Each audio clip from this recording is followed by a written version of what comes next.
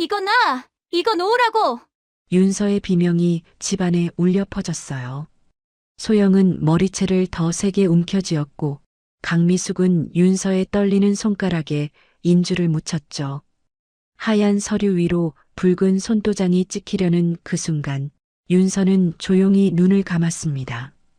대체 인생이 어쩌다 여기까지 흘러온 걸까요? 모든 건 한 달 전 절대 해서는 안 될 결혼을 선택했던 그날에서 시작됐습니다. 이 이야기를 끝까지 들으시면 왜 윤서가 이런 선택을 할 수밖에 없었는지, 그리고 이 선택이 어떤 반전으로 돌아오는지 알게 되실 거예요. 지금 이 이야기가 궁금하시다면 구독과 좋아요로 함께 해주세요. 그럼 지금부터 천천히 들려드리겠습니다. 한윤서는 24살이에요. 엄마가 돌아가신 건 중학교 2학년 때였고 아버지 한정우는 그로부터 1년도 안 되어 강미숙이라는 여자를 데려왔죠. 새어머니에게는 이미 딸이 하나 있었어요. 같은 나이지만 생일이 한 달 빠른 한소영. 그래서 윤서는 소영을 언니라고 불러야 했어요. 처음부터 소영은 윤서를 경계했어요. 같이 놀자고 하면 문을 닫아버렸고 밥상에서 눈도 마주치지 않았죠. 강미숙은 늘 소영의 편이었어요. 윤서야, 언니가 예민한 건 적응 기간이라서 그래. 내가 좀 양보해. 그 말을 수백 번은 들었을 거예요.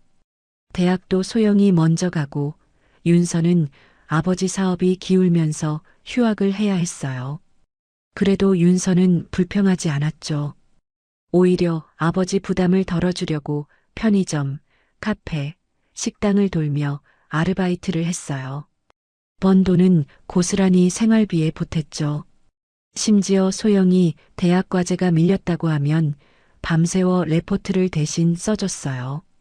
소영이 장학금 받을 수 있도록 자료도 찾아주고 발표 준비도 도와줬죠. 그런데도 소영은 고맙다는 말 한마디 없었어요.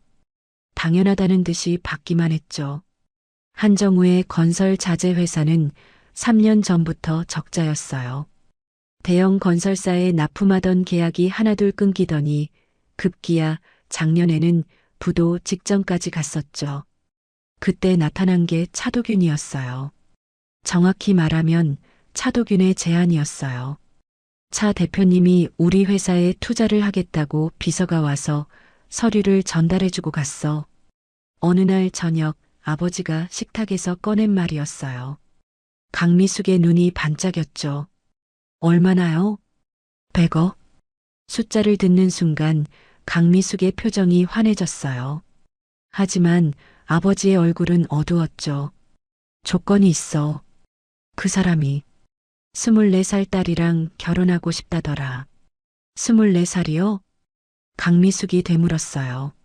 소영도 윤서도 둘 다 24살이었거든요. 누구요? 소영이요, 윤서요? 글쎄, 그건 정확히 말 안 했어. 그냥 24살 딸을 봤다고만. 근데 여보, 그 차도균이라는 사람 직접 만나보신 거예요? 아니, 비서만 왔다 갔어. 그 사람 얼굴을 직접 본 사람이 없대. 업계에서도 미스터리한 인물로 소문나 있더라고. 그런 사람한테 딸을 보내요? 나도 이상한 건 아는데. 지금 은행도 거래처도 다 등을 돌렸어.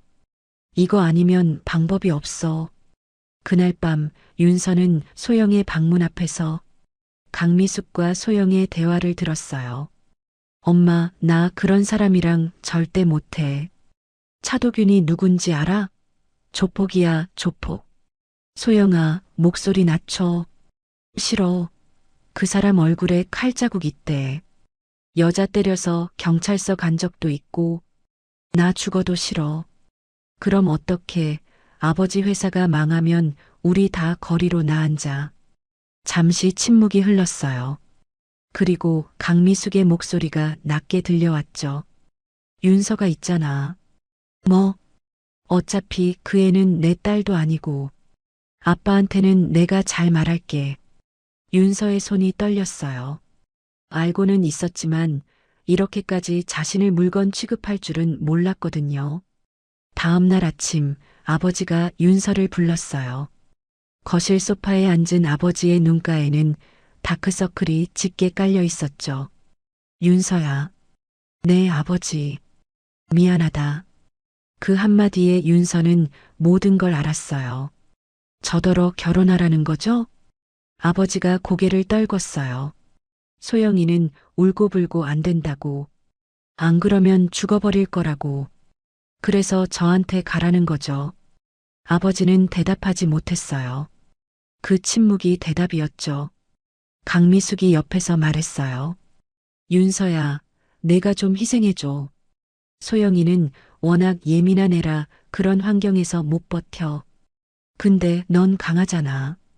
강하다. 그 말이 윤서의 가슴에 비수처럼 꽂혔어요. 내가 강해서가 아니라 내가 버려져도 괜찮은 사람이라서겠죠. 차도균이라는 분 직접 만나볼 수 있을까요? 윤서의 물음에 강미숙이 고개를 저었어요. 아무도 그 사람 얼굴을 본 사람이 없대. 비서만 오가고. 그리고 내일이 결혼식인데 무슨. 시간 없어. 내일이요? 그래. 차 대표님이 급하시대. 장소는 청담동 호텔 펜트하우스라고 하더라. 서류는 이미 다 준비됐고, 윤서는 창밖을 바라봤어요. 벚꽃이 막 피기 시작한 4월이었죠. 24번째 봄. 자신의 인생이 이렇게 끝날 줄은 몰랐어요. 그날 밤, 소영의 방에서는 강미숙과 소영이 속닥거렸어요. 엄마, 내일 결혼식 때 혹시라도 그 괴물이 마음 바꿔서 나랑 결혼하겠다고 하면 어떡해? 그래, 소영아. 걱정 마. 이 엄마가 윤서 등 떠밀어서라도 식장에 보낼 테니까 넌 결혼식 끝날 때까지 어디 조용히 숨어 있어. 잠시 후 소영이 캐리어를 끌고 현관으로 나왔죠. 언니, 이 밤중에 어디가? 소영은 귀찮다는 듯 윤서를 위아래로 훑어보며 차갑게 쏘아붙였어요. 어디 가긴. 나 내 결혼식 같은 거 볼 생각 전혀 없거든. 조폭 마누라 되는 게 뭐 자랑이라고. 재수없게 엮이기 싫으니까 말 걸지 마. 미안함이라곤 찾아볼 수 없는 말투. 소영은 겁에 질린 자신의 속마음을 숨긴 채 오히려 윤서에게 비수를 꽂고는 문을 쾅 닫고 나가버렸어요. 그날 밤 윤서는 잠을 이루지 못했어요. 휴대폰으로 차도균을 검색해봤지만 사진 한 장 나오지 않았어요. 얼굴을 본 사람이 없다더니 정말이었죠. 그저 무성한 소문들 뿐이었어요. 57살 동부 일대를 장악한 조폭 두목, 얼굴에 긴 칼자국, 성격이 난폭하고 여자도 때린다는 이야기들. 윤서는 휴대폰을 내려놓고 천장을 바라봤어요. 엄마가 살아계셨다면 이런 일은 없었을 텐데. 눈물이 흘러내렸지만 소리를 내지는 않았죠. 내일이면 자신은 얼굴도 모르는 괴물의 아내가 된다. 그게 윤서의 마지막 생각이었어요. 다음 날 오후 검은색 승용차 한 대가 윤서의 집 앞에 도착했어요. 운전기사가 내려서 문을 열었고 새어머니와 아버지 그리고 윤서는 차에 올라탔어요. 청담동으로 향하는 동안 아무도 말이 없었죠. 차가 고급 호텔 앞에 멈추자 강미숙의 눈이 휘둥그레졌어요. 로비로 들어서는 순간 검은 양복을 입은 남자들이 다가왔어요. 경호원들이었죠. 그들이 세 사람을 안내했어요. 강미숙은 호텔의 화려함에 눈이 멀어 연신 두리번거렸죠. 윤서는 그 화려함이 마치 자신을 가둘 금칠한 감옥처럼 느껴져 몸이 떨렸어요. 전용 엘리베이터 앞에 도착했을 때 경호팀장으로 보이는 남자가 와서 앞을 가로막았어요. 신부님만 모시겠습니다. 강미숙이 버럭 화를 냈죠. 아니, 그래도 나는 엄마인데 사위 얼굴은 봐야지. 대표님 지시입니다. 하객도 가족도 동반 불가입니다. 뭐, 그게 무슨.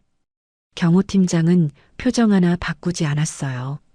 신부님만 올라가실 수 있습니다. 한정우가 나섰어요. 저는 아버지입니다. 딸을 그냥 보낼 수는 죄송합니다. 예외는 없습니다. 강미숙은 한참을 버티다가 결국 한 발 물러섰어요. 그래, 뭐 조폭 두목이라 얼굴 팔리기 싫은가 보네. 조심해서 나쁠 거 없지. 그녀는 윤서의 등을 떠밀었어요. 빨리 가. 괜히 심기 건드리지 말고. 한정우가 떨리는 목소리로 말했어요. 윤서야. 미안하다. 윤서는 대답 없이 엘리베이터에 올라탔어요. 문이 닫혔죠. 엘리베이터가 올라가는 동안 윤서의 심장은 미친 듯이 뛰었어요. 곧 그 남자를 마주해야 한다는 공포에 손끝이 차가워졌어요. 문이 열렸어요. 펜트하우스의 넓고 화려한 공간이 펼쳐졌죠. 통유리 너머로 서울 시내가 한눈에 내려다 보였고 실내에는 흰 장미꽃이 가득했어요. 검은 양복을 입은 남자들 서너 명이 벽을 따라 서 있었죠. 윤서는 고개를 숙인 채 바닥만 바라봤어요. 차마 눈을 들 수가 없었거든요. 그렇게 떨지 않아도 됩니다. 그런데 이상했어요. 목소리가 너무 젊고 너무 부드러웠거든요. 윤서가 천천히 고개를 들었어요. 그리고 눈앞에 서 있는 남자를 본 순간 숨이 멎었죠. 젊고 잘생긴 남자가 서 있었어요. 30대 초반 정도로 보였죠. 날카로운 이목구비에 차가운 인상이었지만 흉터는커녕 흠 하나 없는 얼굴이었어요. 키가 크고 체격이 좋았으며 검은색 정장이 완벽하게 어울렸죠. 당신이 차도균 씨예요? 네, 차도균입니다. 생각하던 것과 많이 다르죠? 말문이 막혔어요. 32이에요. 57이라는 건 돌아가신 저희 아버지 얘기고 차도균이 담담하게 말했어요. 아버지가 3년 전에 돌아가시면서 제가 모든 걸 물려받았죠. 얼굴의 흉터도 난폭한 성격도 전부 아버지 얘기예요. 윤서는 멍하니 그를 바라봤어요. 한 가지 묻겠습니다. 그가 윤서의 눈을 똑바로 바라봤어요. 당신 친어머니 성함이 뭐예요? 제 어머니요? 갑자기 왜? 대답해 주세요. 이수진이요. 왜요? 그 이름을 듣는 순간 차도균의 눈빛이 미세하게 흔들렸어요. 역시 그렇군요. 무슨 말이에요? 우리 엄마를 아세요? 지금은 말할 수 없어요. 하지만 이것만 알아두세요. 그가 서류 봉투를 꺼냈어요. 이건 당신 아버지 회사에 투자하는 100억의 계약서예요. 이미 입금됐습니다. 윤서가 봉투를 받아들었어요. 그리고 이건 당신 명의로 된 아파트 계약서하고 당신 앞으로 개설된 통장이에요. 생활비로 매달 5천만 원씩 들어갈 겁니다. 대신 조건이 있어요.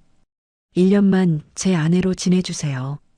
1년 후에는 당신이 원하면 이혼해 줄게요. 아, 그런데 저는 언니 대신에 처음부터 당신이었어요. 차도균이 잘라 말했어요. 한소영 씨에게는 애초에 관심 없었습니다. 그가 검은색 카드와 차키를 내밀었어요. 당신은 이제 내 사람이에요. 내 사람이 초라하면 안 되니까. 창밖을 바라보며 그가 중얼거렸어요. 이건 빚을 갚는 거니까. 그 순간 차도균의 머릿속에 오래된 기억이 스쳐 지나갔어요. 피투성이가 된 아버지를 부축하던 7살의 자신에게 다가온 따뜻한 손, 피 묻은 얼굴을 닦아주며 딸기 사탕을 쥐어주던 여자. 무서웠지? 괜찮아. 이제 괜찮아. 이수진. 윤서의 어머니였어요. 25년이 걸렸네요. 윤서는 그 말을 듣지 못했어요. 우리 엄마는 평범한 주부였는데 도대체 이 남자와 무슨 빚이 있다는 거지. 같은 시각 집으로 돌아온 강미숙은 소영에게 전화를 걸었어요. 소영아, 끝났어. 윤서 들여보냈어. 진짜? 그 남자 봤어? 아니, 거기 완전 철통 보안이더라. 가족도 못 들어가게 하고 신부만 획 낚아채 갔어. 소영이 킥킥거렸어요. 역시 조폭이네. 윤서 그년 이제 죽었다고 봐야지. 그러니까 지금쯤 얼굴에 멍들어서 울고 있을걸. 모녀는 웃었어요. 윤서가 얼마나 비참하게 살고 있을지 상상하면서요. 그들은 몰랐어요. 윤서가 지금 청담동 펜트하우스에서 서울 야경을 바라보고 있다는 것을, 그리고 손에는 블랙카드가 들려 있다는 것을. 결혼 후 일주일이 지났어요. 차도규는 약속대로 윤서를 존중해줬어요. 같은 펜트하우스에 살았지만 방은 따로 썼고 식사도 함께 했지만 불편한 질문은 하지 않았죠. 그러던 어느 날 아침 차도균이 말했어요. 오늘 손님이 올 겁니다. 손님이요? 스타일리스트예요. 당신한테 필요한 것들 좀 챙겨줄 거예요. 윤서가 당황했어요. 저는 괜찮은데. 괜찮지 않아요. 차도균이 윤서를 바라봤어요. 당신은 이제 내 아내예요. 어디 가서 주눅 들면 안 됩니다. 점심때쯤 스타일리스트가 도착했어요. 중년에 세련된 여자였는데 윤서를 보자마자 눈이 반짝였죠. 어머, 베이스가 정말 좋으시네요. 이 정도면 살짝만 다듬어도 확 살아날 거예요. 그렇게 3시간 동안 윤서는 머리부터 발끝까지 관리를 받았어요. 헤어, 메이크업, 네일, 그리고 새 옷까지. 거울 앞에 선 윤서는 자기 모습이 낯설었어요. 머리카락이 윤기 있게 흘러내렸고 칙칙했던 얼굴에 생기가 돌았죠. 옅은 화장만 했을 뿐인데 완전히 다른 사람처럼 보였어요. 이게 정말 저예요? 스타일리스트가 웃었어요. 원래 가지고 계신 걸 꺼낸 것뿐이에요. 사모님, 정말 예쁘세요. 사모님, 그 호칭이 아직도 어색했어요. 저녁 때 퇴근한 차도균이 윤서를 보더니 잠시 멈췄어요. 그리고 고개를 끄덕였죠. 잘 어울리네요. 감사합니다. 윤서의 얼굴이 붉어졌어요. 내일 백화점에 가서 필요한 거 있으면 더 사요. 혼자요? 내가 데려다 줄게요. 난 잠깐 그 근처에 볼일 끝나고 합류할 테니. 천천히 고르고 있어요. 같은 시각 강미숙과 소영은 흥분을 감추지 못하고 있었어요. 100억? 진짜로 입금이 된 거예요. 한정우의 회사 계좌에 100억이 찍힌 걸 확인한 강미숙은 그날 밤 남편에게 졸랐죠. 여보, 나랑 소영이 백화점 좀 다녀올게요. 그동안 못 산 거 좀 사려고. 그래, 그동안 고생했으니까. 한정우는 미안한 마음에 아무 말도 하지 못했어요. 다음 날 오후 윤서는 백화점 명품관에 도착했어요. 차도균이 붙여준 수행비서가 함께였죠. 사모님, 이쪽으로 오세요. VIP 라운지 준비해뒀습니다. 점원들이 허리를 굽히며 윤서를 안내했어요. 라운지에 앉자마자 음료와 다과가 나왔죠. 수행비서가 카탈로그를 펼쳤어요. 사모님, 이번 시즌 신상이에요. 이 가방이랑 이 구두 어떠세요? 아, 저는 괜찮아요. 이렇게까지 안 사도. 사모님, 제발 좀 골라주세요. 수행비서가 난처한 표정을 지었어요. 사모님 빈손으로 가시면 저 혼나요. 제가 사모님 모시는 거 첫 업무인데 첫날부터 잘리면 안 되잖아요. 윤서가 당황했어요. 그래요? 네. 대표님이 아내가 거절해도 아내한테 어울리는 거 다 사가지고 와라고 거의 명령하셨거든요. 제발요, 사모님. 결국 윤서는 수행비서가 권하는 대로 이것저것 골랐어요. 가방, 구두, 옷, 액세서리. 쇼핑백이 하나둘 늘어났죠. 그때 VIP 라운지 밖에서 소란이 들렸어요. 저거 보여줘요. 아, 그리고 저것도. 소영이 쇼윈도 안쪽에 전시된 한정판 가방을 가리켰어요. 엄마, 나 저거 살래. 죄송하지만 고객님, 저 제품은 VIP 고객님 전용 한정판으로. 뭐, VIP? 우리가 얼마를 쓸 줄 알고. 소영이 목소리를 높였어요. 그때 VIP 라운지 문이 열렸어요. 우아하고 고급스러움이 흘러넘치는 젊은 여자가 나왔죠. 윤기 있는 긴 머리카락, 세련된 화장, 옆에 수행비서 손에 들린 쇼핑백 여러 개. 점원들이 허리를 굽히며 그녀를 배웅했어요. 사모님, 차량은 앞에 대기시켜 두었습니다. 감사합니다. 그 목소리에 소영이 고개를 돌렸어요. 그리고 얼어붙었죠. 윤서도 그제야 소영을 발견했어요. 잠시 눈이 마주쳤지만 윤서는 먼저 고개를 돌렸죠. 그때 점원이 윤서에게 다가왔어요. 사모님, 아까 말씀하신 한정판 가방 포장 완료됐습니다. 소영의 눈이 휘둥그레졌어요. 그건 방금 자신이 달라고 했던 바로 그 가방이었거든요. 잠깐, 저거 내가 먼저 봤어. 소영이 소리쳤어요. 죄송합니다, 고객님.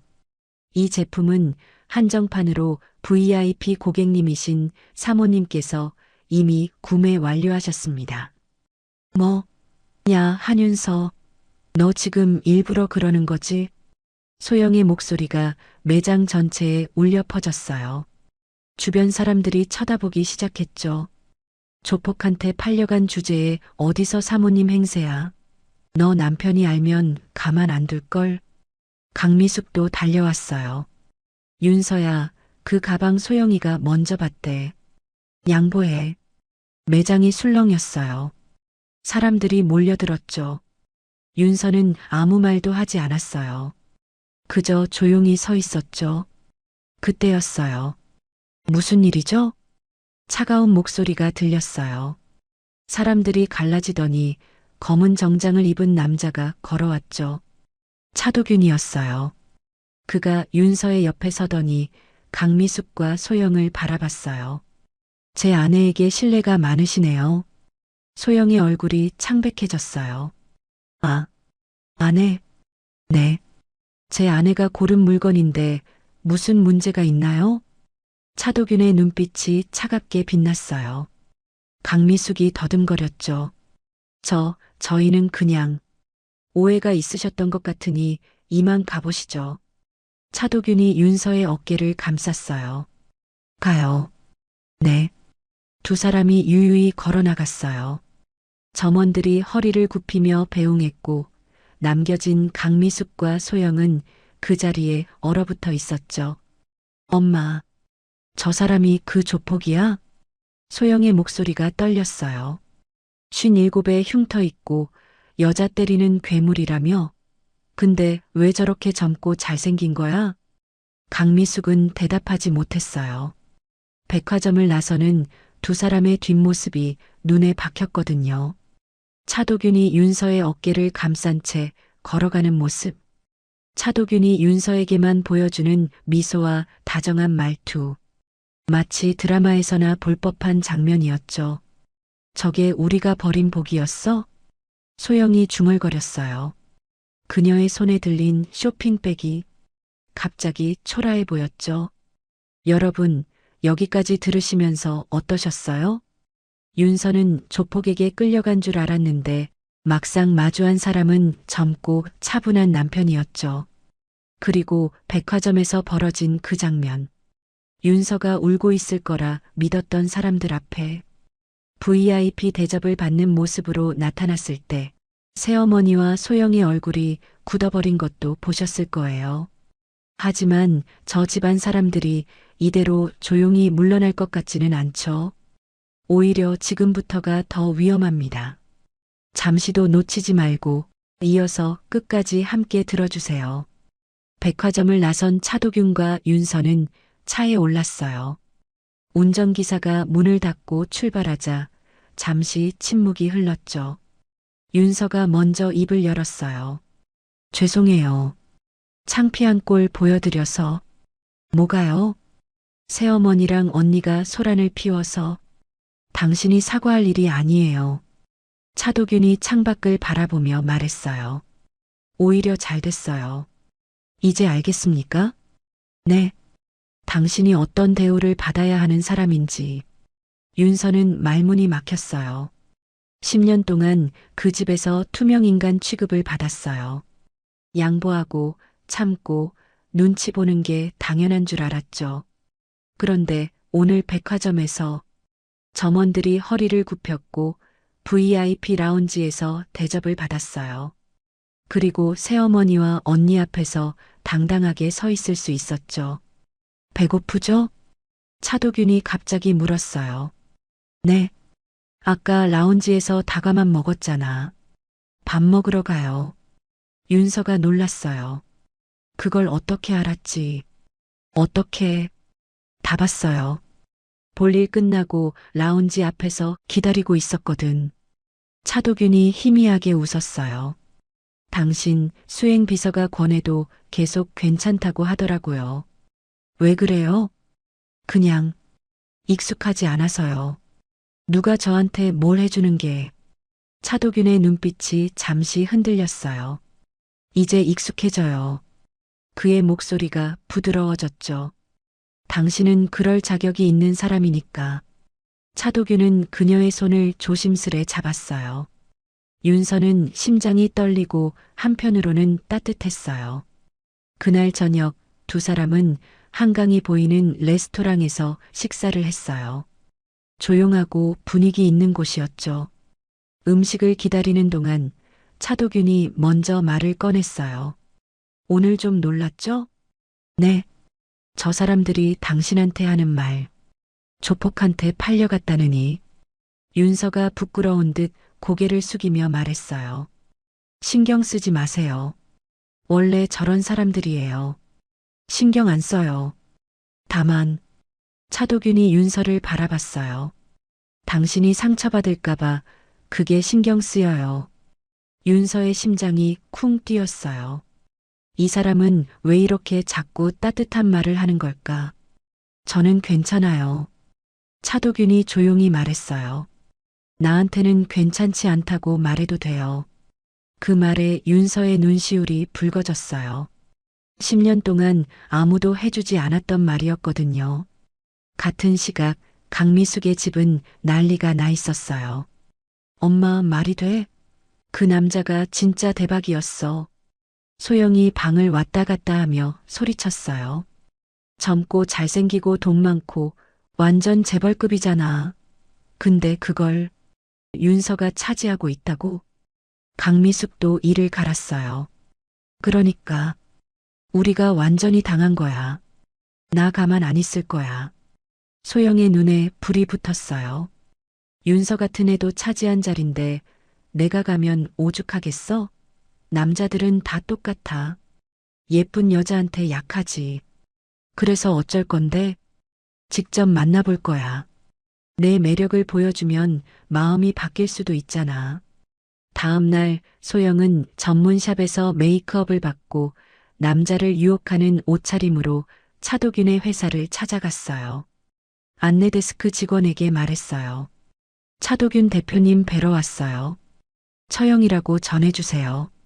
잠시 후 비서가 내려왔어요. 따라오시죠. 소영은 속으로 쾌재를 불렀어요. 역시 처형이라니까 바로 되네. 대표실 앞에 도착하자 비서가 문을 열었어요. 넓은 사무실 안에 차도균이 서 있었죠. 창밖을 바라보고 있던 그가 천천히 돌아섰어요. 소영은 자신의 가장 예쁜 미소를 지었어요. 안녕하세요, 대표님. 저 한소영이에요. 윤서 언니예요. 알아요. 차도균의 목소리는 얼음장처럼 차가웠어요. 무슨 일이죠? 그게 윤서가 잘 지내나 궁금해서요. 언니로서 걱정이 되잖아요. 소영이 한 발짝 다가갔어요. 몸을 살짝 기울이며 가슴골이 보이도록 자세를 잡았죠. 근데 대표님 생각보다 정말 젊으시네요. 소문이랑 너무 달라서 놀랐어요. 차도균의 눈빛이 차갑게 변했어요. 마치 벌레를 보는 듯한 혐오감이 서려 있었죠. 하지만 소영은 눈치채지 못했어요. 사실 원래 제가 대표님 옆자리에 올 사람이었거든요. 소영이 머리카락을 쓸어 넘기며 더 가까이 다가갔어요. 근데 제가 겁이 많아서 도망쳤어요. 지금 생각하면 바보 같죠? 이렇게 멋진 분인 줄 알았으면. 그녀가 손을 뻗어 차도균의 팔을 잡으려 했어요. 차도균이 한 발짝 물러섰어요. 그의 얼굴에 노골적인 혐오감이 드러났죠. 그래서요? 차도균이 잘라 말했어요. 후회하신다고요? 그래서 뭘 어쩌자는 거죠? 소영의 미소가 굳었어요. 그러니까. 저도 대표님이랑 친하게. 한소영 씨. 차도균이 책상에서 뭔가를 집어들었어요. 리모컨이었죠. 버튼을 누르자 벽면의 대형 스크린에 영상이 재생됐어요. 어제 백화점에서의 장면이었어요. 조폭한테 팔려간 주제에 어디서 사모님 행세야. 너 남편이 알면 가만 안 둘걸. 소영의 목소리가 선명하게 울려 퍼졌어요. 소영의 얼굴이 하얗게 질렸죠. 이건 제 아내한테 한 말 잊으셨어요? 차도균이 천천히 다가왔어요. 그의 눈빛이 얼음처럼 차가웠죠. 저는 처음부터 한소영 씨한테 관심 없었어요. 처음부터 끝까지 제가 원한 건 윤서뿐입니다. 그리고 한 가지 더. 차도균이 소영을 내려다봤어요. 제 아내한테 함부로 하는 사람은 누구든 용서 안 해요. 가족이라도요. 문이 열리더니 경호원 2명이 들어왔어요. 이분 모셔다 드려. 네, 대표님. 경호원들이 소영의 양팔을 잡았어요. 잠깐, 이거 나 한소영이야. 알아요. 그래서 내보내는 겁니다. 차도균이 차갑게 말했어요. 다음에 또 이런 식으로 찾아오시면 그때는 이 영상 SNS에 올릴게요. 모 건설 대표 큰딸 백화점 행패 제목으로. 소영의 얼굴이 사색이 됐어요. 끌려나가면서도 소영은 믿을 수가 없었어요. 남자들은 다 예쁜 여자한테 약하다고 생각했는데 이 남자는 눈 하나 깜짝 안 했거든요. 오히려 윤서 얘기를 할 때만 눈빛이 달라졌어요. 그날 저녁 펜트하우스로 돌아온 차도균은 윤서에게 말하지 않았어요. 소영이 찾아왔던 일도, 유혹하려 했던 일도. 다만 평소보다 조금 더 부드러운 목소리로 물었죠. 오늘 하루 어땠어요? 네, 그냥 평범했어요. 다행이네요. 차도균이 소파에 앉으며 말했어요. 윤서 씨, 혹시 하고 싶은 공부나 배우고 싶은 거 있어요? 네, 뭐든 좋아요. 대학 복학하고 싶으면 해도 되고, 배우고 싶은 거 있으면 다 지원해 줄게요. 윤서가 놀란 눈으로 차도균을 바라봤어요. 갑자기 왜?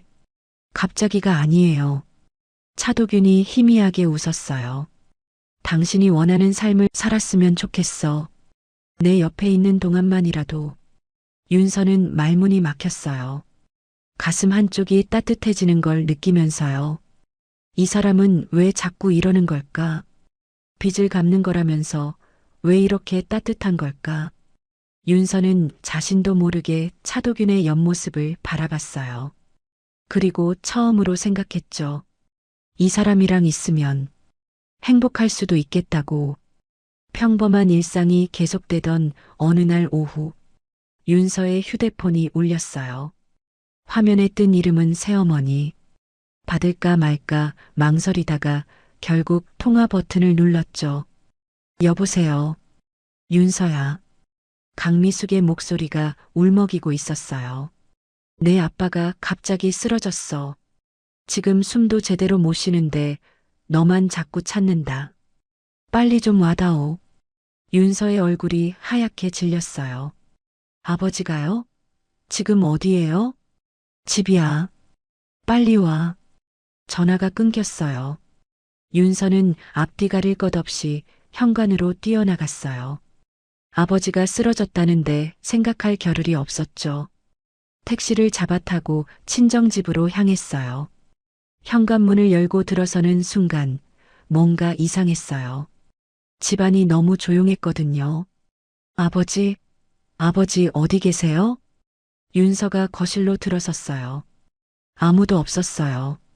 아버지, 그 순간 등 뒤에서 누군가 윤서의 머리를 거칠게 움켜쥐었어요.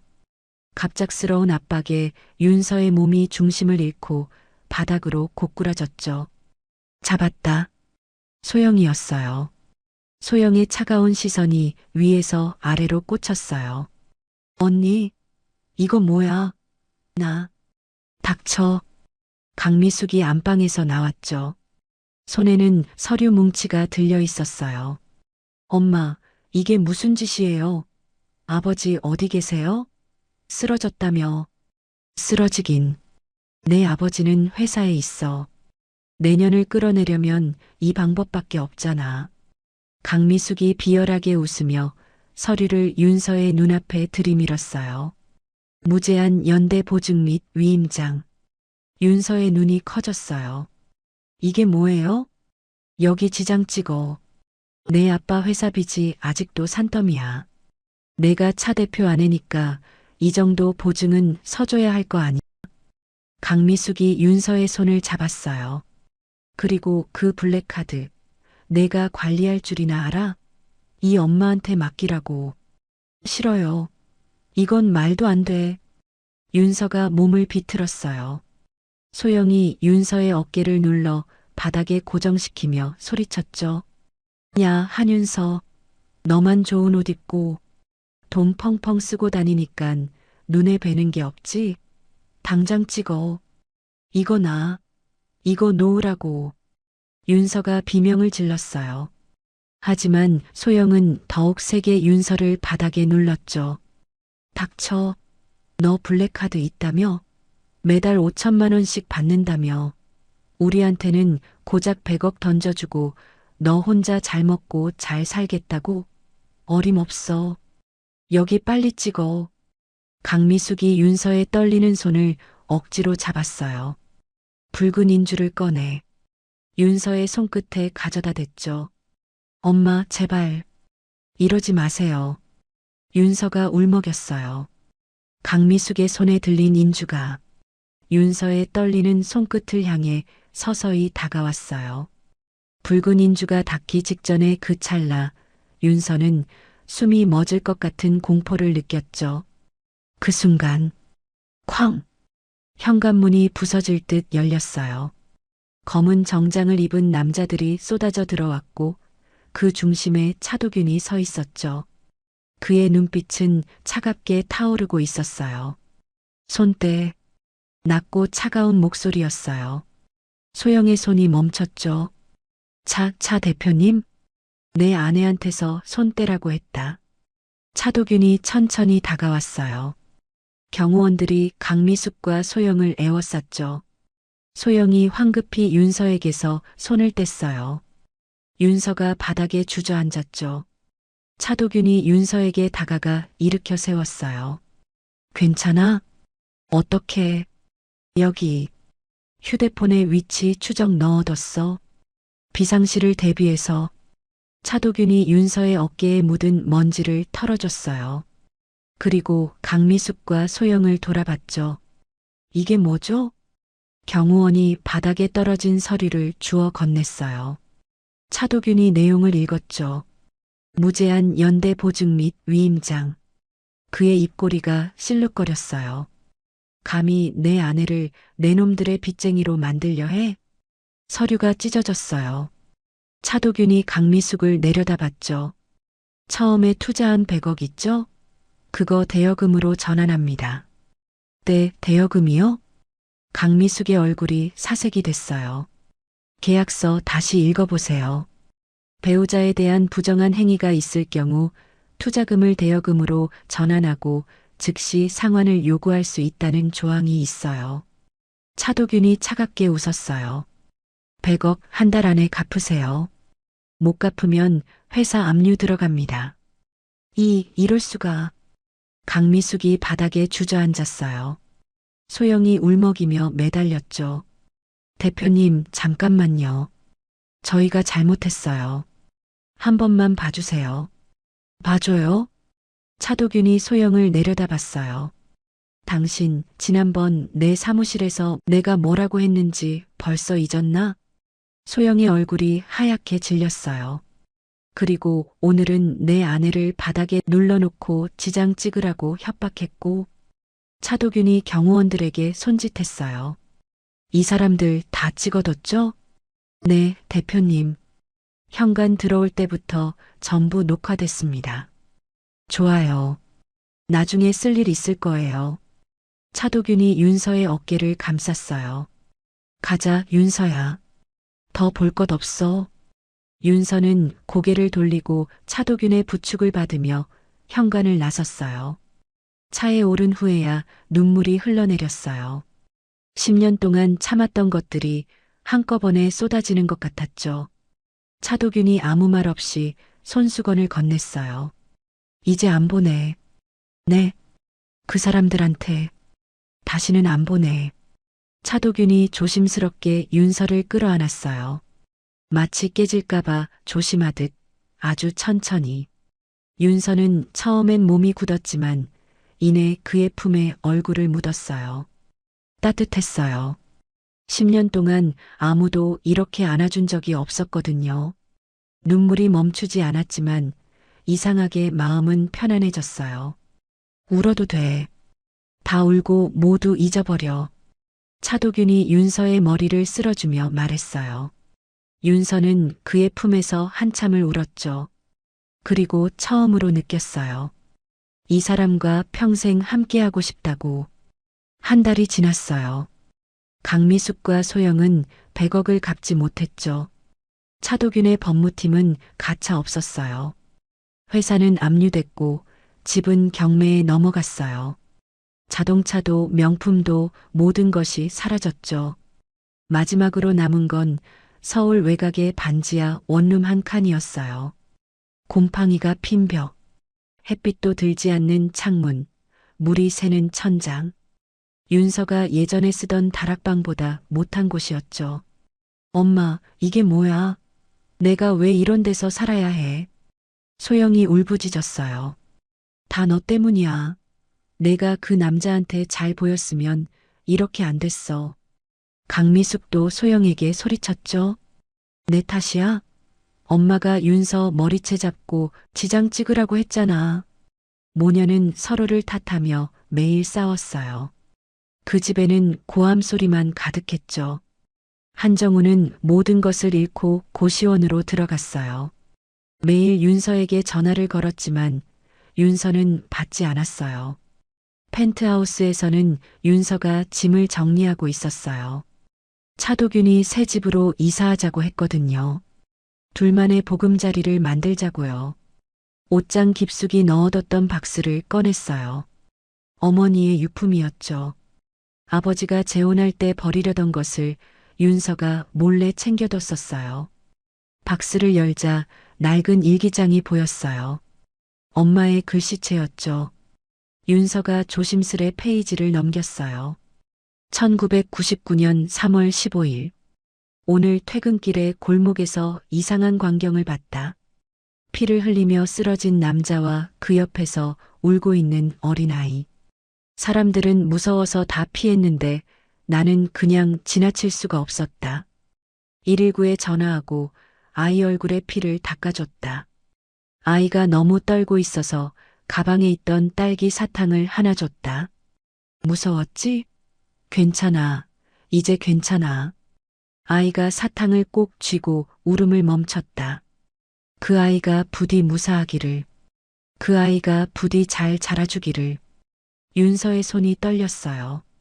눈물이 주르륵 흘러내렸어요. 엄마. 그때 방문이 열렸어요. 차도균이 서 있었죠. 윤서의 눈물을 보고 다가왔어요. 왜 울어? 무슨 일이야? 윤서가 떨리는 손으로 일기장을 내밀었어요. 차도균이 그것을 받아들었죠. 일기장을 읽는 순간 그의 눈빛이 흔들렸어요. 이거 이 아이가 나야. 알아요. 이제야 알겠어요. 윤서가 울먹이며 말했어요. 당신이 왜 저한테 이렇게 잘해줬는지. 25년 전 그 아이가 당신이었던 거죠? 차도균이 천천히 고개를 끄덕였어요. 그날 아버지가 칼에 찔려서 죽어가고 있었어. 7살이었던 나는 아무것도 할 수 없었지. 그가 일기장을 내려다봤어요. 그때 지나가던 사람들은 다 피했어. 무서워서. 하지만 당신 어머니만 달려와서 119에 전화해 주셨어. 내 얼굴에 피를 닦아주시고 딸기 사탕을 쥐어주셨지. 차도균의 눈가가 붉어졌어요. 무서웠지? 괜찮아. 이제 괜찮아. 그 말 한마디가 나를 살렸어. 그래서 저한테 아버지께서 평생 말씀하셨어.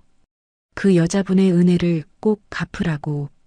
차도균이 윤서의 손을 잡았어요. 10여 년 동안 찾았어. 그분이 돌아가셨다는 걸 알았을 때 딸이 있다는 걸 알게 됐지. 그래서 당신을 지켜보기 시작한 거야. 윤서의 눈물이 멈추지 않았어요. 그럼 이 결혼도 다 빚을 갚기 위해서. 처음엔 그랬어. 차도균이 윤서의 눈물을 닦아줬어요. 하지만 지금은 아니야. 그가 품에서 서류 한 장을 꺼냈어요. 1년 계약 결혼 서류였죠. 차도균이 그 서류를 찢었어요. 계약은 끝났어. 네. 이제 당신을 계약 아내가 아니라 내 진짜 아내로 맞이하고 싶어. 그가 무릎을 꿇었어요. 손에는 작은 상자가 들려 있었죠. 상자가 열리자 다이아몬드 반지가 빛났어요. 한윤서 씨, 저의 진짜 아내가 되어주시겠습니까? 윤서는 울면서 고개를 끄덕였어요. 네. 네, 그럴게요. 차도균이 윤서의 손가락에 반지를 끼워줬어요.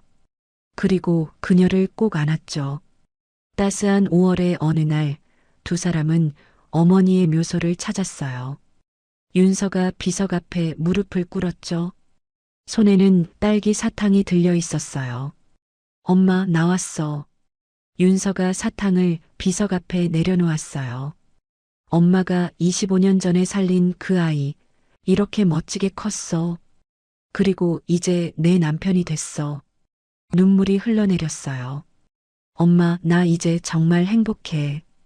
엄마가 뿌린 씨앗이 이렇게 큰 선물이 되어서 돌아왔어.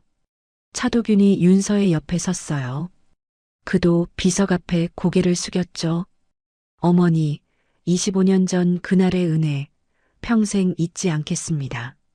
윤서, 제가 꼭 행복하게 해주겠습니다. 따스한 5월의 바람이 불었어요. 푸른 실록이 햇살에 반짝였죠. 차도균이 윤서의 손을 잡았어요. 가자. 우리 집으로. 윤서가 고개를 끄덕였어요. 두 사람이 천천히 걸어갔어요. 나란히 손을 잡고 25년 전 골목에서 시작된 인연이 오늘 진짜 부부가 되었어요. 여러분, 오늘 이야기 어떠셨어요? 윤서는 참 오랫동안 혼자 버텨왔죠. 언니 대신 무서운 사람에게 끌려간 줄 알았던 결혼이 사실은 25년 전 어머니의 선한 선택으로 이어진 인연이었다는 사실. 저도 쓰면서 마음이 여러 번 뭉클해졌습니다. 윤서 어머니는 그날 그냥 지나칠 수도 있었어요. 하지만 잠시 멈춰 손을 내밀었고 그 작은 선택이 25년 뒤 딸의 인생을 지켜주는 큰 힘이 되었죠. 착하게 사는 게 손해처럼 느껴질 때도 있지만 세상은 결국 돌아서 제자리를 찾아오는 것 같습니다. 지금 힘든 시간을 보내고 계신 분이 있다면 윤서처럼 반드시 따뜻한 날이 올 거예요. 여러분은 오늘 이야기에서 새어머니 강미숙, 언니 한소영 중 누가 더 얄미우셨나요? 댓글에 미숙 또는 소영 이름만 남겨주세요. 여러분의 한마디 한마디 제가 꼭 읽어보겠습니다. 끝까지 함께 해주셔서 감사합니다. 구독과 좋아요는 다음 이야기를 만드는 큰 힘이 됩니다. 밥상이 뒤집어졌습니다. 국물이 튀고 밥알이 흩어진 마루 위. 무릎 꿇은 며느리는 고개를 숙인 채 흉터난 왼쪽 볼을 손으로 가리고 있었어요. 이런 상을 받으라고? 내가 걔야? 시어머니가 집어던진 숟가락이 며느리 앞에 떨어졌죠. 아들이 달려왔습니다. 어머니, 닥쳐, 이놈아. 내가 전현을 데려와서 이 집안 꼴이 이렇게 됐어. 마을 전체가 비웃던 못난이와 결혼한 아들, 그리고 그날부터 시작된 지옥 같은 시집살이. 하지만 이 여자의 진짜 정체가 밝혀지는 순간 손가락질하던 모든 사람들이 고개를 숙이게 됩니다. 이야기의 전말이 궁금하시다면 구독과 좋아요 부탁드려요. 그럼 지금부터 그날의 진실을 들려드리겠습니다. 경기도 외곽의 작은 마을 해봉리. 인구 300명 남짓한 이 조용한 곳에서 윤판석 씨네 집은 제법 알아주는 농가였어요. 사과 과수원 3,000평의 비닐하우스까지 넉넉하진 않아도 먹고 살 만한 형편이었죠. 무엇보다 이 집엔 자랑거리가 하나 있었습니다. 외아들 윤재혁? 송말순 여사는 35에 어렵게 얻은 이 아들을 금쪽같이 키웠어요. 여름엔 해녀, 햇볕에 살탈까 양산 들고 따라다녔고 겨울엔 손이 틀까봐 장갑을 2겹씩 씌웠죠. 농사일은 절대 안 시켰습니다. 공부만 하라고, 이 마을 벗어나서 크게 되라고 뒷바라지했어요. 그런데 서울에서 대학까지 나온 아들이 29에 돌아와서 한다는 말이 뭐였냐면요. 어머니, 저 수빈이랑 결혼할 겁니다. 강수빈. 그 이름을 듣는 순간 송 여사의 숟가락이 밥상 위로 떨어졌습니다. 마을 사람들 사이에서 못난이 수빈이로 불리던 바로 그 여자였거든요. 수빈은 5살 때 집에 불이 나서 왼쪽 볼부터 목까지 화상 흉터가 남았어요. 28이 된 지금까지도 그 흉터는 선명했고 마을 사람들은 그녀를 볼 때마다 고개를 절레절레 흔들었죠. 쯧쯧, 저래 가지고 누가 데려가겠어. 불쌍하긴 한데 얼굴이 저 모양인데 시집은 무슨. 어릴 때부터 그런 소리를 들으며 자란 수빈은 늘 고개를 숙이고 다녔습니다. 사람들 눈을 피해 새벽같이 일어나 밭일을 하고 해가 지면 집으로 돌아오는 게 그녀의 일상이었어요. 재혁이 수빈을 처음 제대로 본 건 작년 가을이었습니다. 태풍이 몰아친 다음 날 밭에서 혼자 쓰러진 비닐하우스를 일으켜 세우는 수빈을 봤죠. 흉터난 얼굴에 땀이 줄줄 흘렀지만 그녀는 이를 악물고 기둥을 붙들고 있었어요. 저기요, 도와드릴까요? 아, 아니에요. 괜찮아요. 수빈은 황급히 고개를 돌렸습니다. 흉터가 있는 쪽을 가리려는 습관적인 동작이었죠. 재혁은 그런 그녀가 마음에 걸렸어요. 그날 이후로 일부러 수빈네 밭 근처를 지나다니기 시작했습니다. 말을 걸면 도망치듯 피하던 수빈이 조금씩 마음을 열기까지 반년이 걸렸죠. 그리고 올해 봄 재혁은 부모님 앞에 무릎을 꿇었습니다. 전 수빈이 아니면 결혼 안 합니다. 미쳤구나. 내가 널 어떻게 키웠는데. 송 여사가 울부짖었어요. 35에 어렵게 얻은 아들, 손에 물 한 방울 안 묻히고 키운 귀한 자식인데요. 우리 집안 며느리로 못난이를 드리겠다고? 내가 정말 그러고 싶어?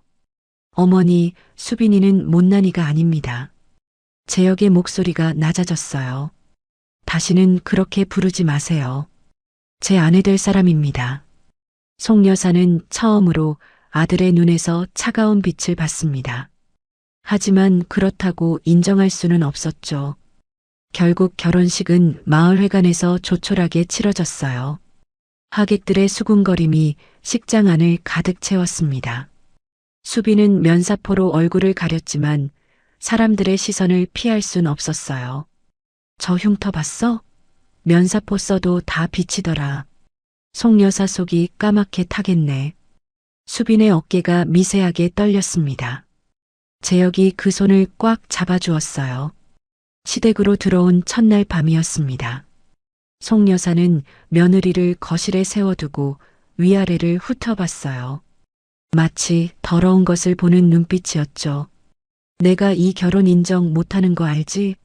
네, 어머님. 우리 재혁이를 어떻게 홀렸는지 모르겠지만 난 절대 너를 며느리로 안 봐.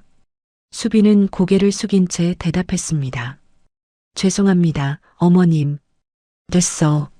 내일부터 새벽 4시 반에 일어나. 이 집에서 밥 먹으려면 그만큼 일해야지. 송 여사가 안방으로 들어가고 수빈은 한참을 그 자리에 서 있었어요. 수빈은 그날 울지 않기로 마음먹었습니다. 그때였습니다. 복도 끝에서 낮은 목소리가 들려왔어요. 수빈은 숨을 죽이고 귀를 기울였죠. 어머니, 제발이요. 재혁이었습니다. 안방 문 앞에 서서 어머니에게 사정하고 있었어요. 제가 선택한 사람입니다. 한 번만 봐주세요. 수빈이가 어떤 앤지 알면 어머니도 생각이 달라지실 거예요. 제발 기회를 주세요. 대답 없는 침묵이 흘렀습니다. 재혁의 한숨소리가 복도에 퍼졌죠. 수빈은 조용히 몸을 돌렸어요. 남편이 자기 때문에 저렇게 애원하는 모습을 보는 게 가슴이 아팠습니다. 그날 밤 수빈은 짐 속에서 낡은 수첩 하나를 꺼냈어요. 부모님을 잃고 홀로 된 자신을 거두어준 외할머니. 외할머니 집안이 원래 궁중 수락관의 맥을 잇는 약선 요리 전문가였어요. 외할머니는 어린 수빈에게 수시로 특별한 요리법들을 가르쳐 주셨죠. 이건 아무한테나 알려주면 안 돼. 너만 알고 있어. 외할머니가 돌아가시기 전 남긴 이 낡은 요리 수첩. 그게 수빈이 가진 유일한 보물이었습니다. 수빈은 수첩을 가슴에 꼭 안았어요. 고개를 숙이고 있었지만 그녀의 눈은 더 이상 떨리지 않았습니다. 가슴속에 품은 이 수첩이 지옥 같은 삶을 끝내줄 유일한 열쇠라는 걸 수빈은 믿고 있었거든요. 그 수첩은 훗날 이 집안을 그리고 마을 사람들의 시선을 완전히 뒤집어 놓게 될 것이었습니다. 창밖으로 보름달이 떠오르고 있었습니다. 바로 그 시각 마을 어귀에 검은 승용차 한 대가 멈춰 섰어요. 차에서 내린 건 양복을 빳빳하게 차려입은 중년 남자였습니다. 그는 윤신의 집을 한참 바라보다가 전화기를 꺼내 들었죠. 찾았습니다, 회장님. 수빈의 비밀은 요리 수첩만이 아니었습니다. 그녀의 과거에는 그녀도 모르는 또 다른 비밀이 묻혀 있었어요. 다음 날 아침 마을 어귀 정자나무 아래에 아낙네들이 모여 있었어요. 그 중심에 송말순 여사가 앉아 있었습니다. 이장 부인 박 씨가 옆자리를 차지하고 있었죠. 말순아, 그래도 며느리 들였으니 이제 좀 마음 편하겠네. 편하긴요. 속이 새까맣게 타들어가요. 송 여사가 한숨을 푹 내쉬었어요. 그 못난이가 우리 재혁이한테 무슨 약을 쳤는지. 멀쩡한 애가 갑자기 저러니까요. 에이, 그래도 수빈이가 성실하다던데. 성실하면 뭐해요. 저 얼굴 갖고 어딜 나가겠어요. 창피해서 이웃집도 못 다니겠어. 옆에서 듣고 있던 김씨 아주머니가 혀를 찼습니다. 재혁이가 홀려도 단단히 홀렸네. 서울에서 대학까지 나온 애가 왜 하필. 그러게요. 마을에 멀쩡한 처녀가 얼마나 많은데 얼굴만 봐도 복이 없어 보여. 저런 며느리 들이면 집안이 기운다니까. 아낙네들이 서로 눈빛을 주고받았습니다. 며느리 험담이 시작되면 온 마을에 퍼지는 건 시간 문제였죠. 그 시각 수빈은 비닐하우스에서 일하고 있었어요. 새벽 4시 반에 일어나 밥을 짓고 아침상을 차리고 설거지까지 마친 뒤였습니다. 손은 이미 텄고 허리는 끊어질 듯 아팠지만 쉴 틈이 없었어요. 수빈아. 등 뒤에서 익숙한 목소리가 들렸습니다. 같은 마을 동갑내기 친구 정미였죠. 정미야. 너 괜찮아? 시어머니가 마을 사람들한테 막 정미가 말끝을 흐렸어요. 수빈은 고개를 저었습니다. 알아. 다 들려. 진짜 너무한다. 갓 시집온 며느리한테 어떻게 저래. 괜찮아. 익숙해질 거야. 수빈은 애써 웃어 보였지만 그 눈가에는 그늘이 짙게 드리워져 있었어요. 저녁이 되었습니다. 수빈이 정성껏 차린 밥상이 거실에 놓였어요. 된장찌개, 계란말이, 나물 3가지까지. 시어머니 입맛에 맞추려고 간도 여러 번 봤죠. 송 여사가 숟가락을 들었습니다. 한 숟갈 떠서 입에 넣더니 이내 인상을 구겼어요. 이게 밥이야? 죽이야? 어머님 죄송해요. 다시. 됐어. 입맛 떨어져서 못 먹겠다. 송 여사가 숟가락을 탁 내려놓았습니다. 그리고 재혁을 쳐다봤죠. 야, 재혁아. 내가 데려온 여자가 해주는 밥이 이래. 내 눈엔 이게 괜찮아 보여? 재혁의 젓가락이 멈췄어요. 그는 밥상을 한번 둘러보았습니다. 정갈하게 차려진 반찬들, 김이 모락모락 오르는 찌개. 어디 하나 흠잡을 데가 없었죠. 어머니, 재혁이 천천히 입을 열었어요. 이 밥상이 어때서요? 뭐, 저는 맛있게 먹고 있는데요. 수빈이가 정성껏 준비한 거 어머니도 아시잖아요. 송 여사의 눈이 커졌습니다. 아들이 자기한테 대드는 건 결혼 전에는 없던 일이었거든요. 지금 나한테 뭐라는 거야? 사실대로 말씀드리는 거예요. 수빈이가 뭘 해도 어머니는 트집 잡으시잖아요. 이놈이. 송 여사가 벌떡 일어났어요. 손이 부들부들 떨리고 있었죠. 그래, 좋아. 나보다 네 여자가 좋으면 너희끼리 살아. 나는 이 집 나갈 테니까. 송 여사가 안방으로 쿵쿵 걸어 들어갔습니다. 문이 쾅 닫혔어요. 그런데 얼마 지나지 않아 안방에서 신음소리가 새어나왔습니다. 뒷목이야, 뒷목. 재혁이 벌떡 일어났어요. 어머니. 안방 문을 열자 송 여사가 뒷목을 움켜쥔 채 이불 위에 쓰러져 있었습니다. 얼굴이 벌겋게 달아올라 있었죠. 여보, 어머니가. 수빈도 달려왔어요. 송 여사의 상태를 본 순간 수빈의 눈빛이 달라졌습니다.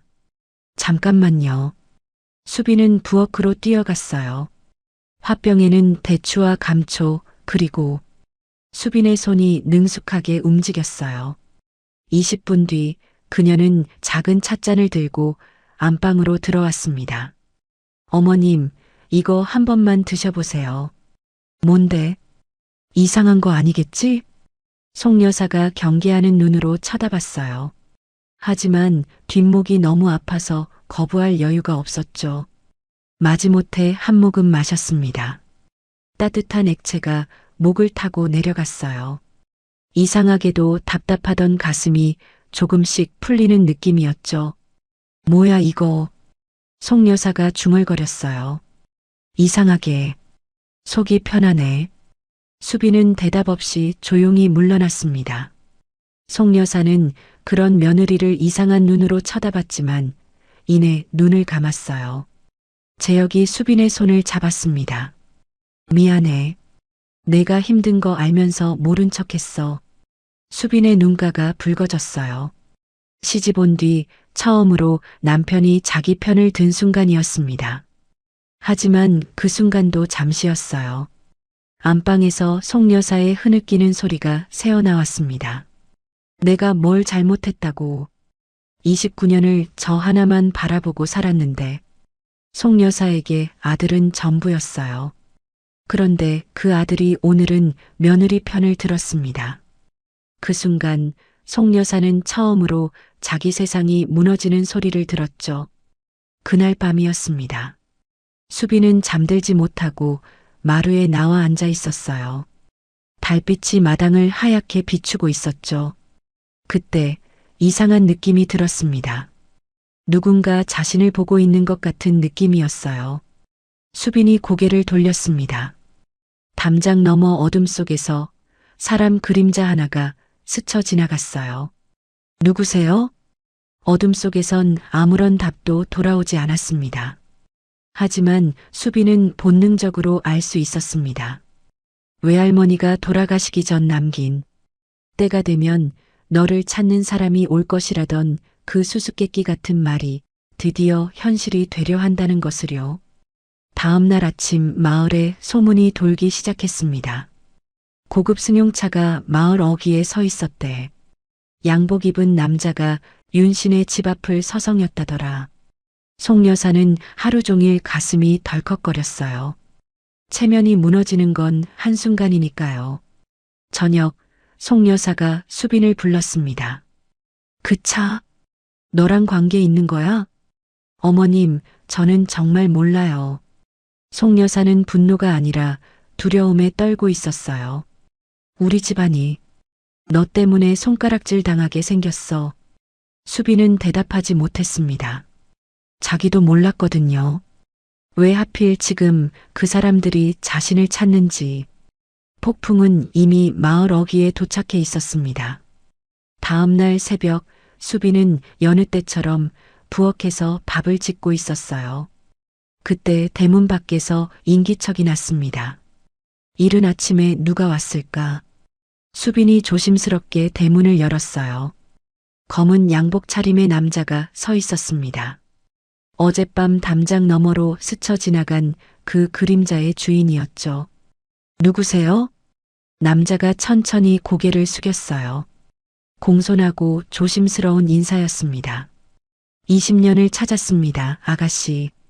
수빈의 심장이 멈추는 것 같았어요. 무슨 말씀이신지. 회장님께서 찾고 계십니다. 강수빈 아가씨, 아니, 서수빈 아가씨라고 불러드려야 할까요? 수빈의 얼굴이 하얗게 질렸습니다. 저한테 무슨, 이 명함을 받아주십시오. 회장님께서 직접 만나 뵙고 싶어 하십니다.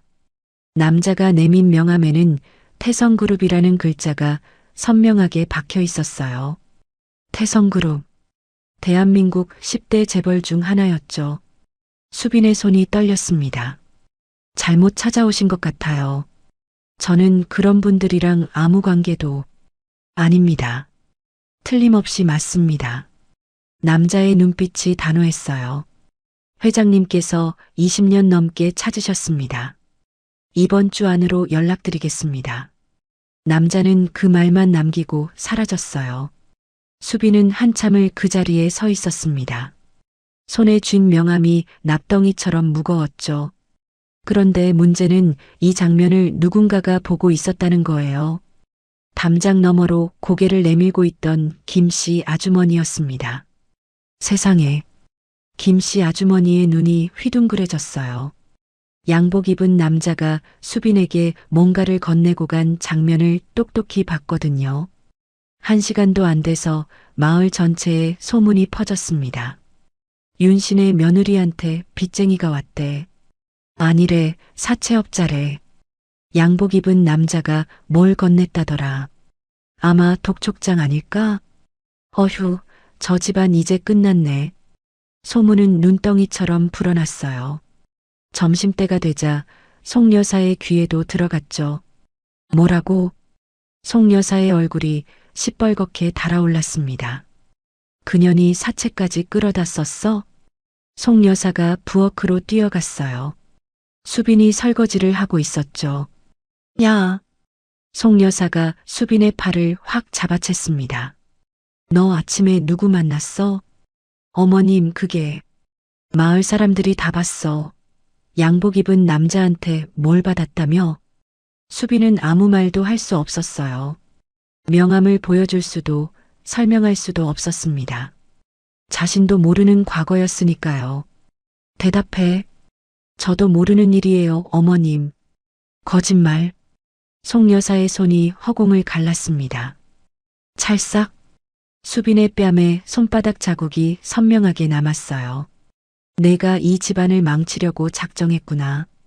이 집에서 당장 나가.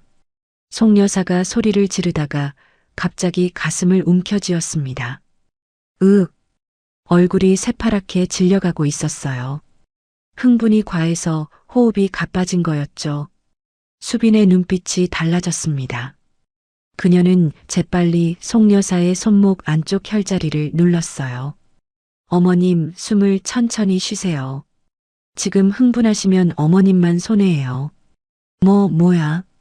일단 앉으세요. 제가 지난번 드린 차 기억나시죠? 효과 있었죠? 송 여사는 영문도 모른 채 수빈에게 이끌려 의자에 앉았습니다. 이상하게도 손목을 누르자 가슴이 진정되고 있었어요. 이게 뭔? 어머님 건강이 먼저예요. 화내시는 건 나중에 하셔도 돼요. 수빈의 목소리는 차분했습니다. 맞은 뺨이 빨갛게 부어오르고 있었지만 눈빛은 흔들리지 않았어요. 그때 재혁이 뛰어들어왔습니다. 어머니, 지금 뭐 하시는 거예요? 재혁이 수빈의 뺨을 보고 얼굴이 굳어졌습니다. 수빈이 때리신 거예요? 이 못난 놈아. 내가 데려온 년이 사채업자한테 쫓기고 있어. 그게 무슨 헛소리예요. 재혁의 목소리가 단호했습니다.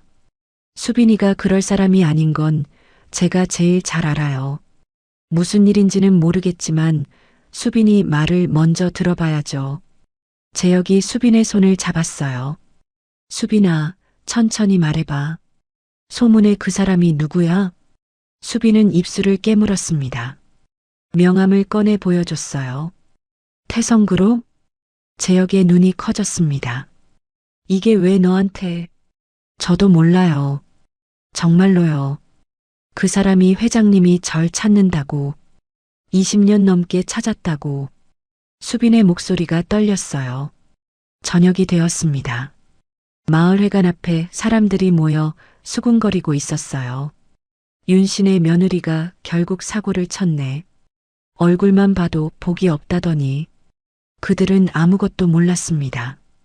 그저 양복 입은 남자는 빚쟁이라고 단정 지었을 뿐이었죠. 수빈이 정민의 집에 가려면 그 앞을 지나가야 했어요. 사람들의 시선이 일제히 꽂혔습니다. 저기 간다. 쟤 때문에 윤신혜가 망하게 생겼대. 수빈은 고개를 숙이고 빠르게 걸었어요. 그때 김씨 아주머니가 앞을 막아섰습니다. 수빈아, 너 우리 마을에 피해 끼치면 안 되지 않겠니? 수빈의 눈가가 붉어졌어요. 아무 잘못도 없었습니다. 아무것도 모르는데 모든 게 자기 탓이 되어가고 있었죠. 다리에 힘이 풀렸습니다. 주저앉으려는 순간이었어요. 기익. 굉음과 함께 검은 고급 승용차가 흙먼지를 일으키며 마을회관 앞에 멈춰 섰습니다. 마을 사람들이 일제히 뒤로 물러났어요. 뭐야 저건. 차 문이 열렸습니다. 흰 머리칼에 노신사가 내렸어요. 값비싼 양복, 위험 있는 자태. 한눈에 봐도 보통 사람이 아니었죠. 노신사는 수빈을 향해 다가왔습니다. 그리고 모든 사람들이 보는 앞에서 수빈 앞에 무릎을 꿇었어요. 수빈아. 노신사의 눈가에 눈물이 맺혀 있었습니다. 드디어 찾았네. 마을 전체가 얼어붙었습니다. 방금까지 손가락질하던 사람들의 입이 벌어졌어요. 대체 이 여자가 누구길래? 여러분, 여기까지 듣고 계시니까 마음이 어떠세요? 마을 사람들한테 손가락질 당하면서도 꿋꿋이 버티던 수빈이 정말 대단하죠. 시어머니한테 뺨까지 맞으면서도 오히려 혈자리를 눌러드리는 그 마음씨라니요. 그런데 마지막에 나타난 그 노신사, 왜 이 마을까지 찾아온 걸까요? 그리고 수빈이는 이 순간 어떤 선택을 하게 될까요? 저도 정말 궁금해지네요. 그럼 여러분, 다음 이야기도 계속 들어봐 주세요. 마을회관 앞이 술렁였습니다. 방금 전까지 수빈을 손가락질하던 사람들이 얼어붙은 채 서 있었어요. 노신사가 수빈 앞에 무릎을 꿇고 있었거든요. 저 사람 누구야? 웅성거림이 커졌습니다. 수빈은 얼떨떨한 표정으로 노신사를 바라봤어요. 일어나세요. 무슨 일이신지 모르겠지만 23년을 찾았다. 노신사의 목소리가 떨렸어요. 너는 내 아들의 딸이야. 바로 내 손녀다. 세상이 멈춘 것 같았습니다. 네. 23년 전 불이 났던 그날 너가 사라졌어. 그리고 그날 이후로 단 하루도 찾는 걸 멈춘 적이 없어. 수빈의 머릿속이 하얘졌어요. 5살 때 화재, 부모님을 잃었던 그날, 외할머니 손에 이끌려 도망치듯 떠났던 기억이 희미하게 스쳤습니다. 그럴 리가. 저는 재벌 집안이랑은 아무 상관도. 이 사진을 봐라. 노신사가 오래된 사진 한 장을 꺼냈습니다. 젊은 여인이 아기를 안고 있었어요. 그 옆에 지금보다 훨씬 젊은 노신사가 서 있었죠. 이 아기가 바로 너란다. 그리고 이 여인이 내 며느리, 너의 엄마란다. 수빈의 눈이 커졌습니다. 사진 속 여인의 얼굴이 자신과 닮아 있었어요. 그 순간 송 여사가 헐레벌떡 달려왔습니다. 뭐야, 무슨 일이야? 송 여사는 무릎 꿇은 노신사와 멍하니 서 있는 수빈을 번갈아 봤어요. 당신이 누군데 여기서 이러는 거야? 저는 태성그룹 회장 서정호입니다. 송 여사의 얼굴이 굳어졌습니다. 태성그룹? 이 아이는 제 손녀입니다. 23년 전에 잃어버린. 뭐라고요? 송 여사는 온몸이 부들부들 떨렸습니다. 방금 전 수빈의 뺨을 때린 자신의 손이 불덩이라도 닿은 듯 화끈거렸죠. 내가 재벌집 손녀를 때렸다고? 그 공포를 감추기 위해 송 여사는 더 크게 소리를 질렀습니다. 말도 안 돼. 이게 무슨 사기야? 사기가 아닙니다. DNA 검사로도 확인할 수 있습니다. 서 회장이 일어섰어요. 저는 손녀를 데려가려고 왔습니다. 그 말에 수빈이 고개를 들었어요. 데려간다뇨? 너는 태성그룹의 후계자야. 이런 곳에 있을 사람이 아니다. 서 회장의 눈빛이 단호했습니다. 이 아이는 더 이상 여기서 상처받을 이유가 없습니다. 서울로 가자. 수빈은 뒤로 한 발 물러섰어요. 잠깐만요. 저는 여기 시집 온 사람이에요. 남편도 있고. 그건 정리하면 된다. 서 회장의 비서가 앞으로 나섰어요. 위자료든 합의금이든 원하시는 대로 해드리겠습니다. 그 말을 들은 송 여사의 얼굴이 시뻘겋게 달아올랐습니다. 뭐? 위자료?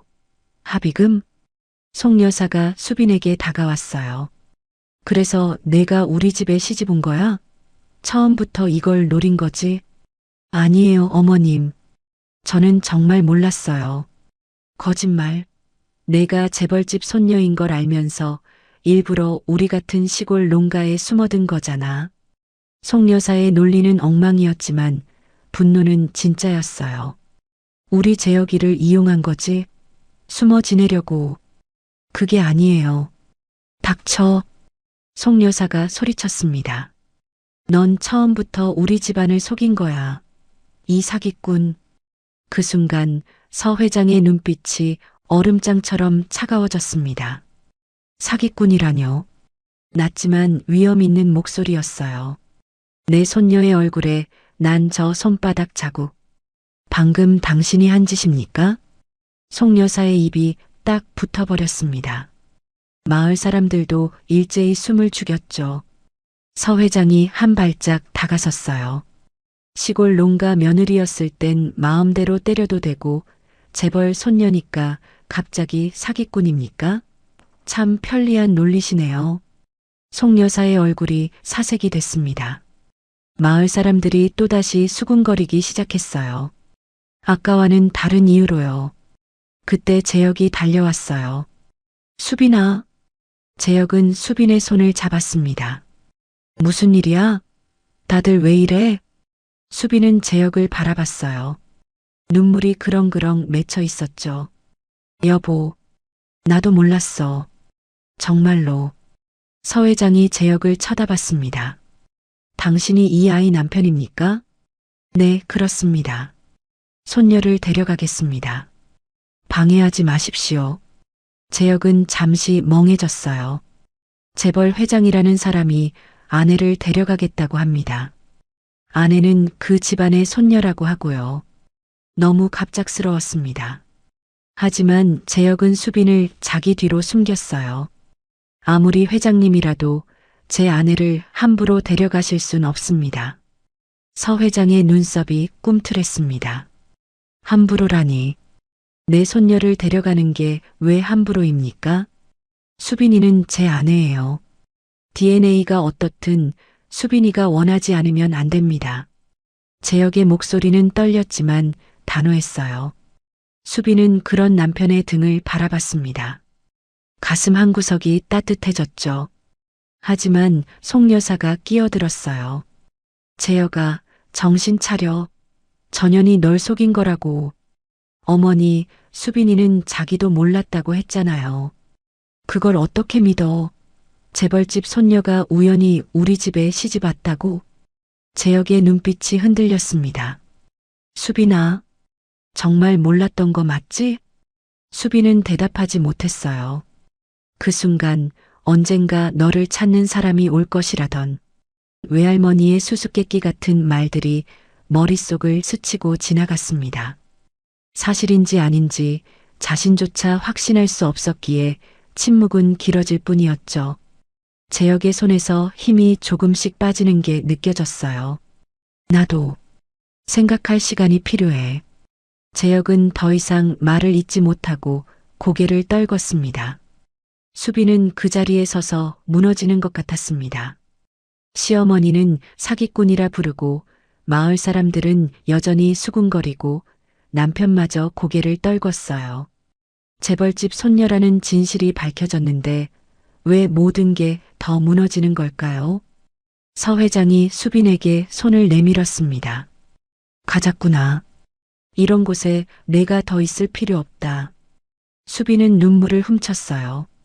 그리고 천천히 고개를 들었습니다. 자신을 사기꾼이라 욕하는 마을 사람들, 사르르 떨고 있는 시어머니를 차분하게 바라봤어요. 수빈의 눈빛이 달라져 있었습니다. 어머님, 송 여사가 움찔했어요. 제가 정말 사기꾼인지 서울 가서 직접 확인해 보시겠어요? 수빈의 목소리는 떨리지 않았습니다. 숨어온 적 없어요. 이제는 제 이름으로 서겠습니다. 마을회관 앞이 조용해졌습니다.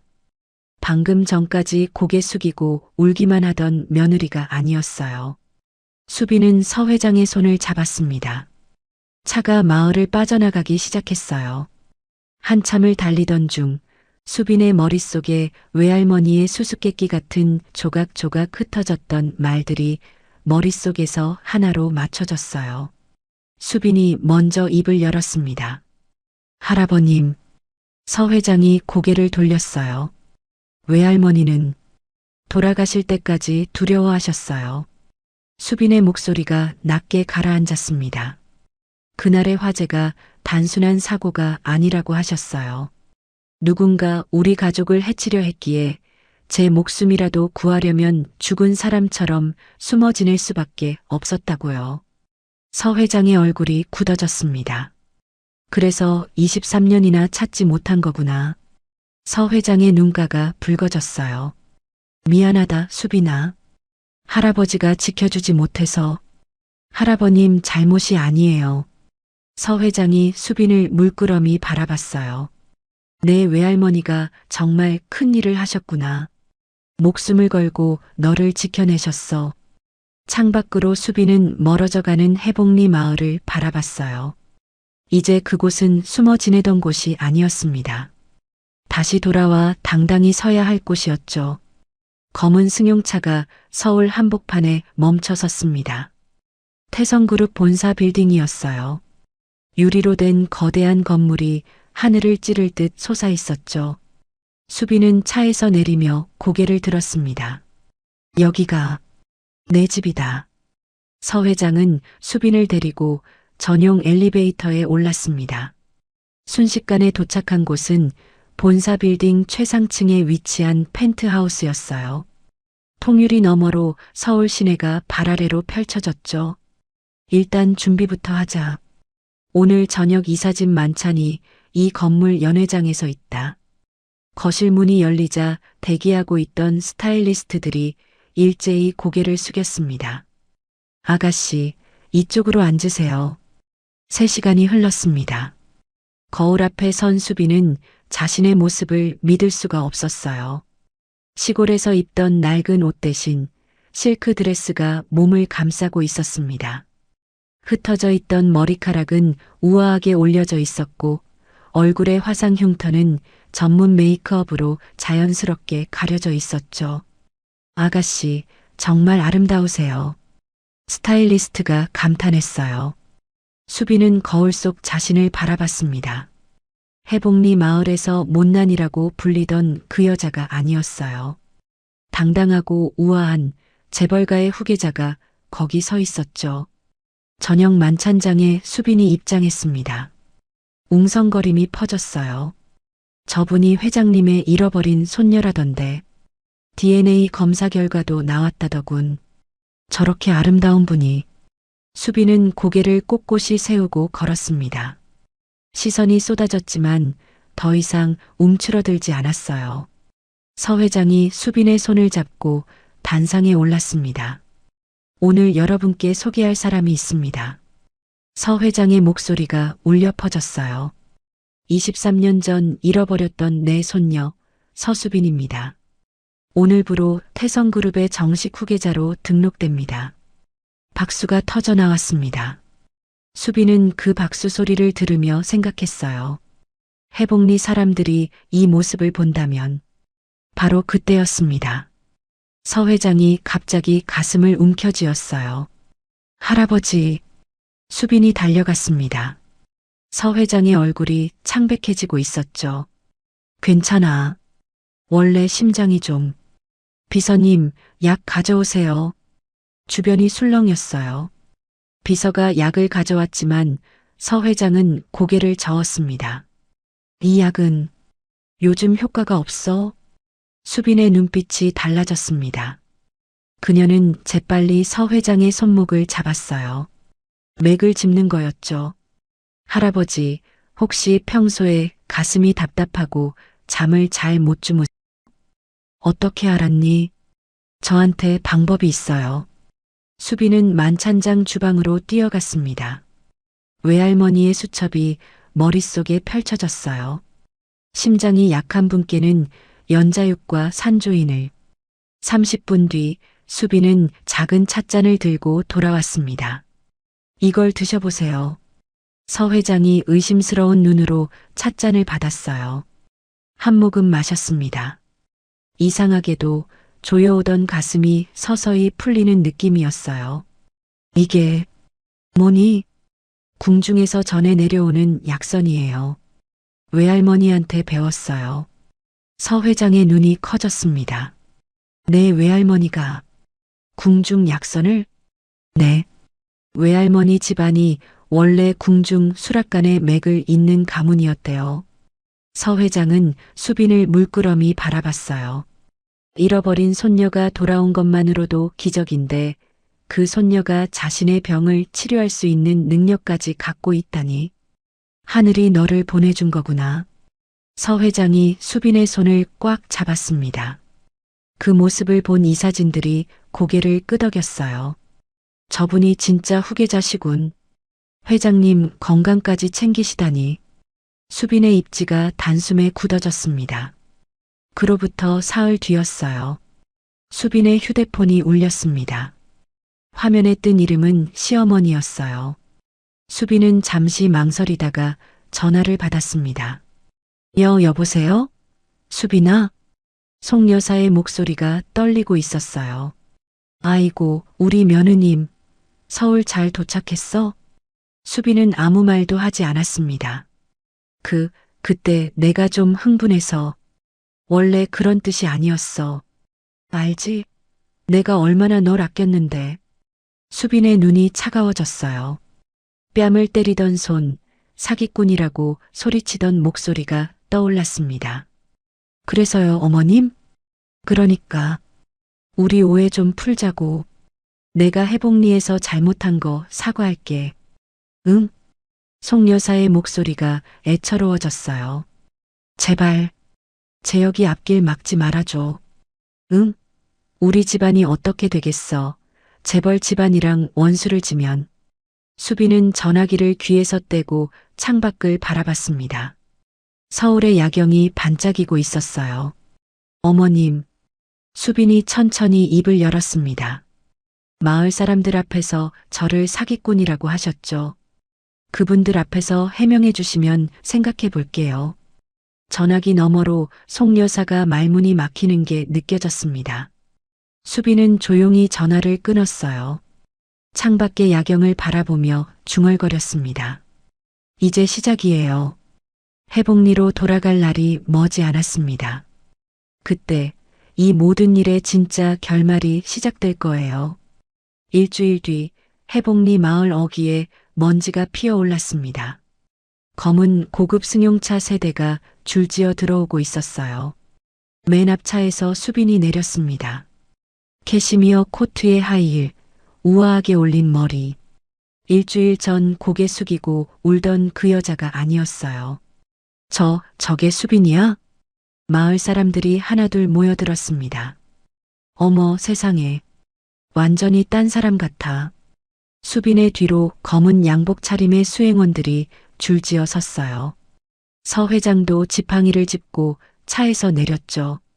마을회관 앞이 순식간에 술렁였습니다. 수빈은 천천히 걸어갔어요.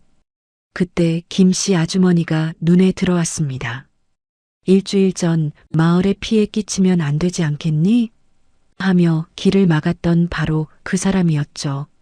수빈이 다가가자 김씨 아주머니의 얼굴이 하얗게 질렸어요. 아, 아가씨. 그때는 제가 몰라서. 수빈은 아무 말 없이 지나쳤습니다. 김씨 아주머니가 황급히 길을 터줬어요. 고개도 제대로 들지 못한 채요. 마을 사람들이 양쪽으로 갈라졌습니다.